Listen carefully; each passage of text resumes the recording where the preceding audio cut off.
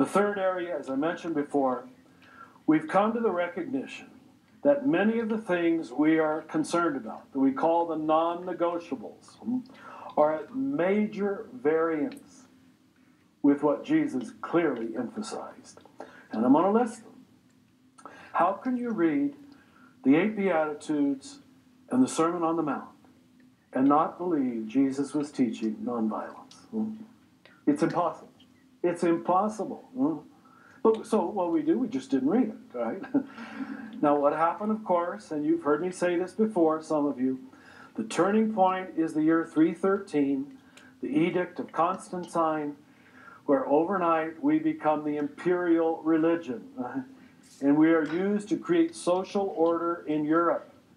We are the belonging system for Europe. Once you are the army, instead of being persecuted in the catacombs, everything Jesus says about nonviolence is unhearable. It's unthinkable. It's impossible. It can't even be allowed. So we would keep reading the teachings of Jesus, but there was a lens that disallowed us actually hearing what he was saying. His teaching on peacemaking was not possible. When I read in some of these election brochures last week that the non-negotiables were to be pro-life as defined recently, against stem cell research as defined recently, to be against contraception, I said, where did we create these new non-negotiables? Wouldn't you think, and I'm not standing on my opinion here, but the clear teaching of Jesus, wouldn't you think the clear non-negotiable in Jesus is forgiveness and love of enemy? That's the non-negotiable in the teaching of Jesus. Love your enemy.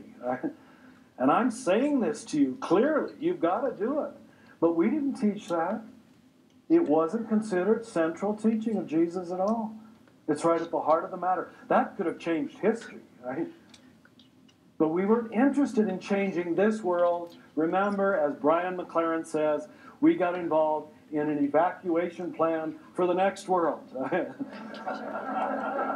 So, in fact, we've been largely the warmongers ourselves. None of the Christian nations have a record of peacemaking. None of them. None of them. Right? It wasn't even on the radar screen. And yet they dared to call themselves Christian. We have to go to our Mennonite and Amish and Quaker brothers and sisters who, thank God, retain the peace witness of the church. Justice and generosity toward the poor and the outsider. That's quite clear. Quite absolute. Page after page after page of the Gospels. And now Christians think nothing of amassing massive fortunes. Right? Living grandly. And this has been true of the papacy, been true of bishops, been true of priests. You can see why in religious life we said, at least you take a vow of poverty. Now we became pretty comfortable ourselves, as you know, because even Jesus' bias toward the poor was something that rich nations did not want to hear. Our Jesus' care for the poor is something that just didn't fit in our radar screen. His consistent message of inclusivity. You find a story where Jesus excludes, right? He will name the moment correctly, but he never excludes people. And yet, I think most people's estimation of most Christian denominations is they are largely exclusionary institutions. You don't fit, you don't fit. It's the life-saving station that has become a country club with its own membership rules.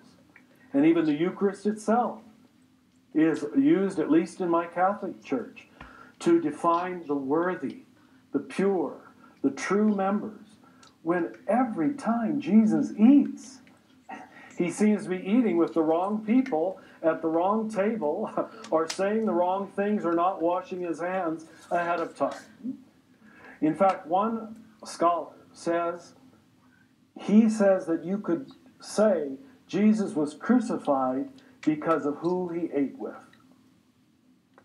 Jesus was crucified because who he ate with. that he redid the social order, and this upset both church and state.